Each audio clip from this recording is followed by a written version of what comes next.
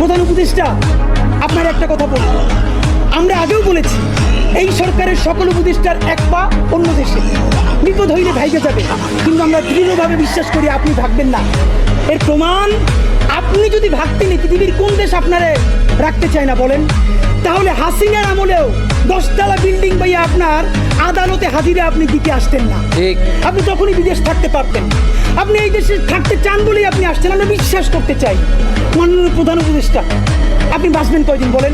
আপনার এত বয়স হয়েছে, বাংলাদেশের গড়ায় উঠতে প্রায় 20 বছর বেশি পাচ্ছেন। আমার বাপের 63 বছর পাচ্ছে, তার চেয়ে আপনি প্রায় 20 বছর বেশি পাচ্ছেন।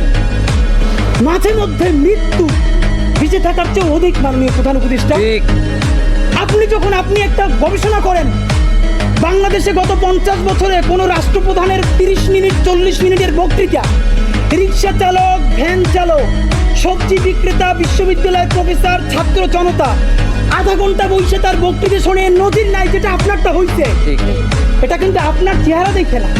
আপনি রাজনৈতিক দল করছিলেন, ফেরও করছেন, কিন্তু এইবার যে আপনার এই বাংলাদেশের পক্ষে হৃদয় নিংড়ে ভালোবাসা, আপনি যখন বক্তৃতা করেন আপনি আর্টিফিশিয়াল কিছু বলেন না, কিন্তু আপনি যখন ঘোষণাপত্র বললেন আপনার চেহারায় আর্টিফিশিয়াল ছাপ। ইদানিং আপনি স্ক্রিপ্ট দেখে দেখে বক্তৃতা করেন, এগুলো আমরা চাই না। মাননীয় প্রধান উপদেষ্টা, আপনার অন্তরে যা আছে, আপনারা যে বাধ্য করে তার কথা বলে দেন না। আপনারা কি করবে বলেন?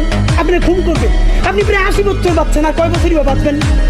আপনি কি খাবেন, কি বাঁচবেন? আপনি বরং যদি আপনার আর্মি মেরে ফেলে, আপনারা যদি ভারতীয় আধিপত্যবাদ গুলি করে, আপনাকে যদি হত্যা করা হয়, কিন্তু সেই রক্তের বিনিময়ে যদি আপনি শহীদদের রক্তের বিনিময়ে নতুন বাংলাদেশ গড়ে যেতে পারেন, আগামী 1000 বছর বাংলাদেশের মানুষ নামাজে প্রার্থনায় আপনার জন্য শুধু দোয়া করবে।